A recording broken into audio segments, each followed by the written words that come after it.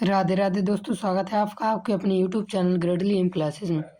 यदि आप BA second semester पर हैं और पॉलिटिकल साइंस लिए हुए हैं तो आप बिल्कुल सही जगह आए हैं।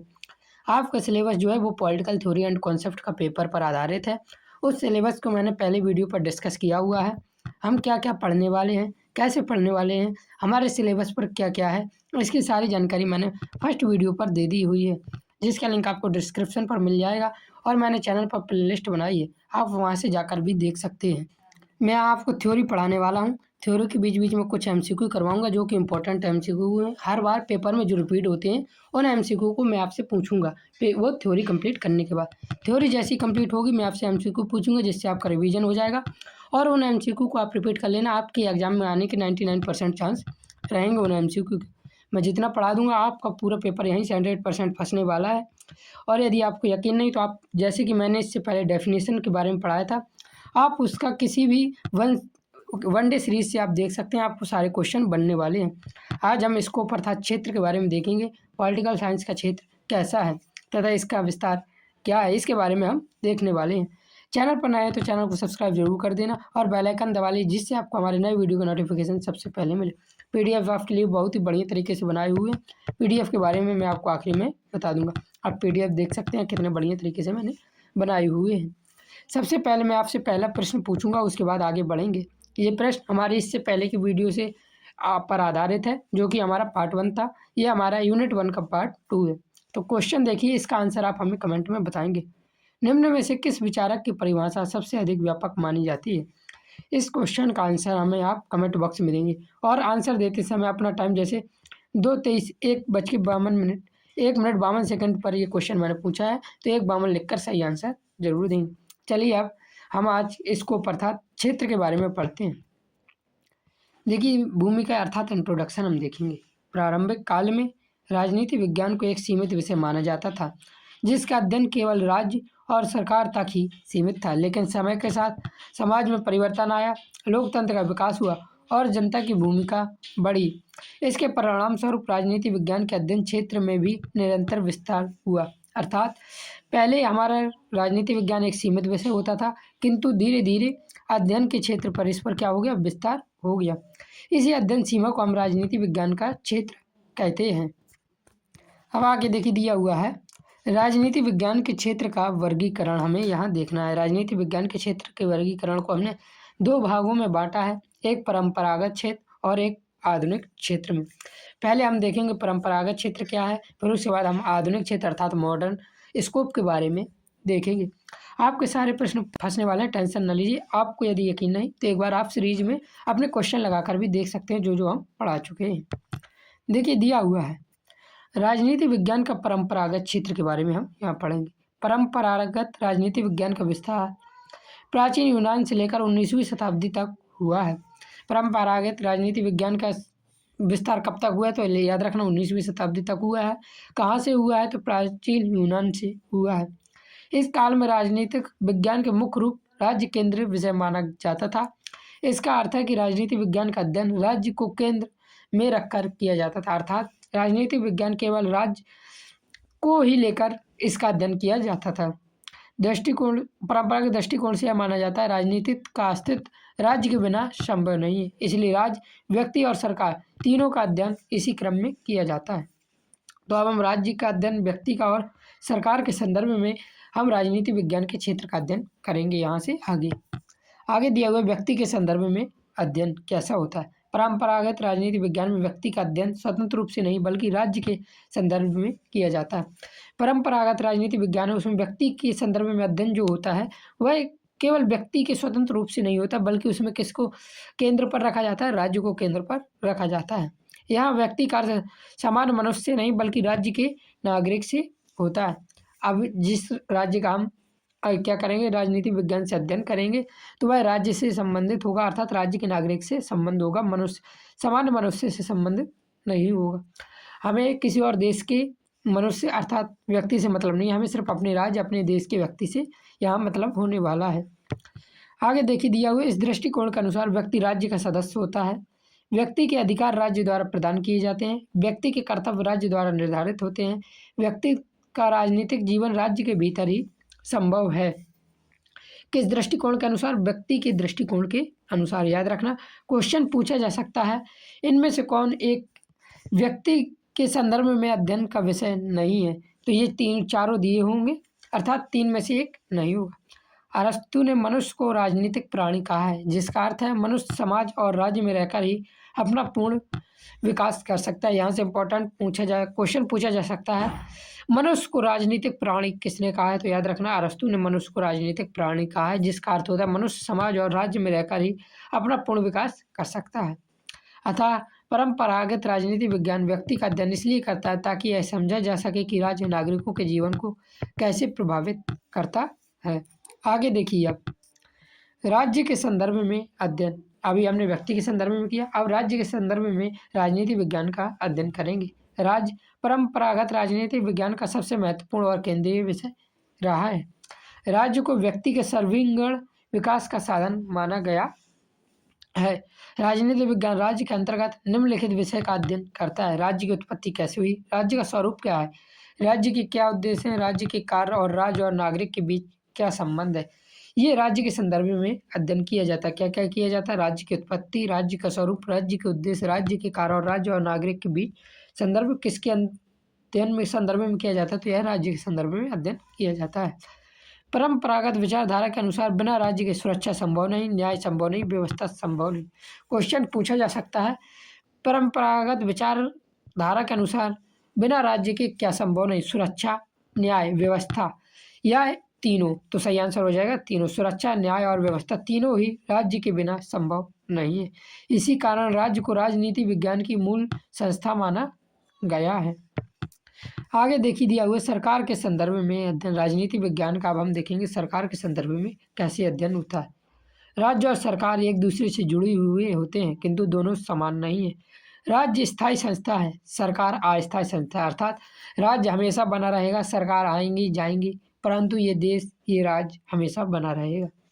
राज्य अपनी संप्रभु शक्ति का प्रयोग कर सरकार के माध्यम से करता है, इसलिए सरकार के बिना राज्य की कल्पना अधूरी मानी जाती है।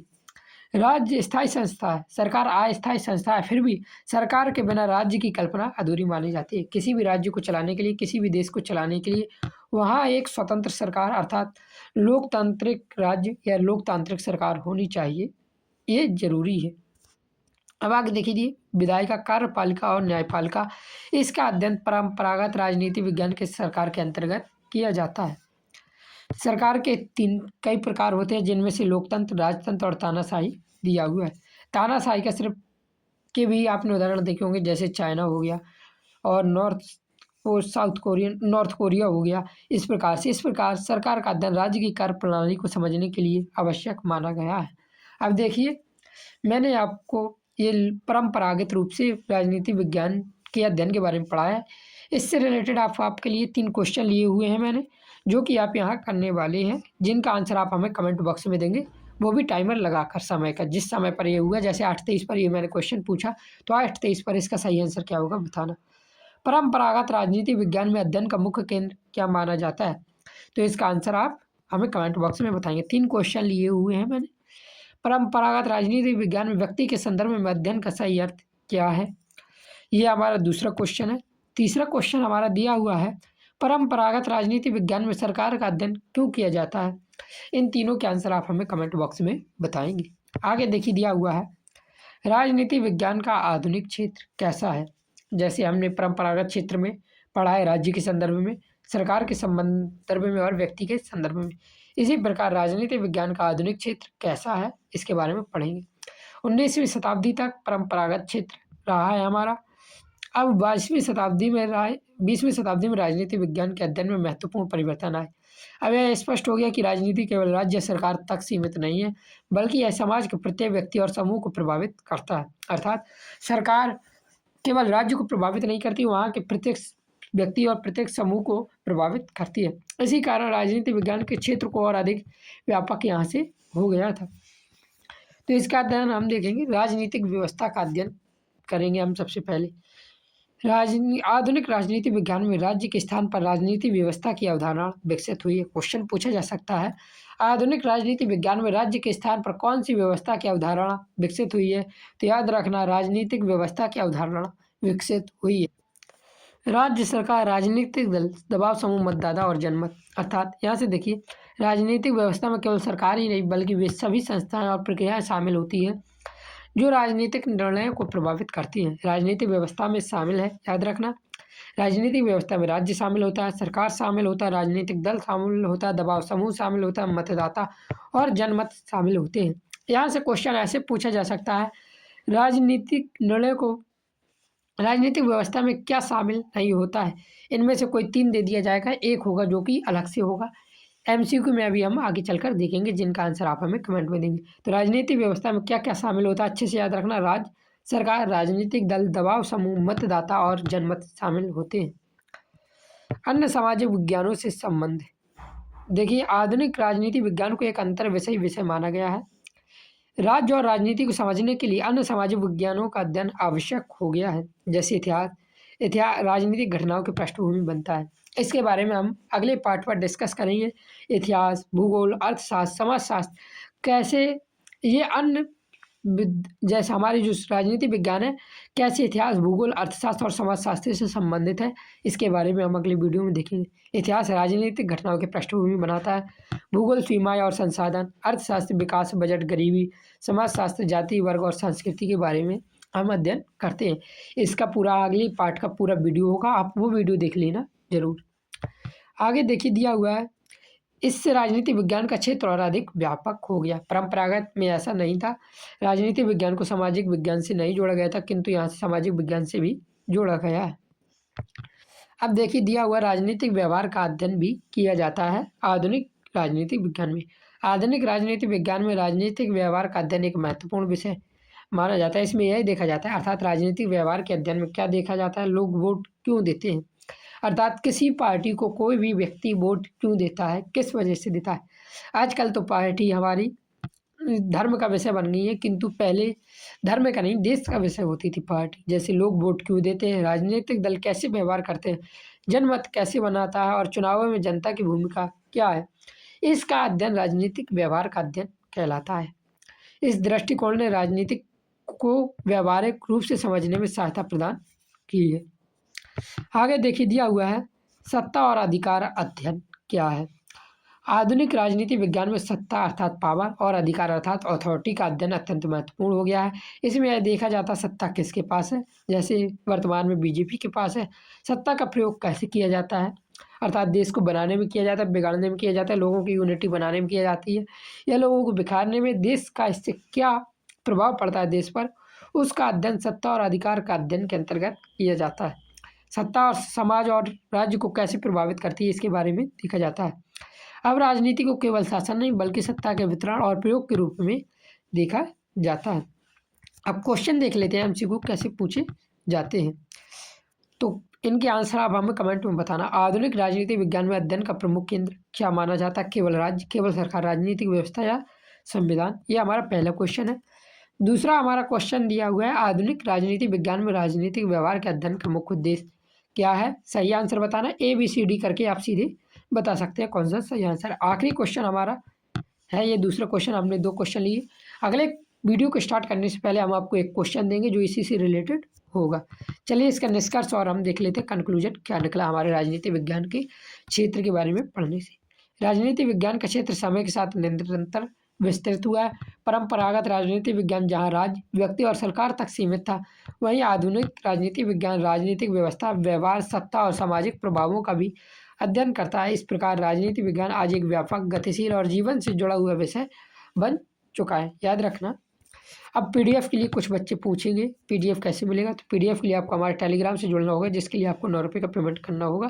पहली वीडियो में मैंने डिटेल से बताया हुआ है, आप वहाँ से जाकर भी देख सकते हैं। चैनल पर नए हैं तो चैनल को सब्सक्राइब करके बेल आइकन दबा लीजिए, जिससे कि आपको हमारे नए वीडियो की नोटिफिकेशन सबसे पहले मिले। और यदि आपके लिए ये वीडियो हेल्पफुल हुई है तो वीडियो को लाइक जरूर करना, चैनल पर नए हैं तो सब्सक्राइब भी जरूर करना। जय हिंद, जय भारत, राधे राधे।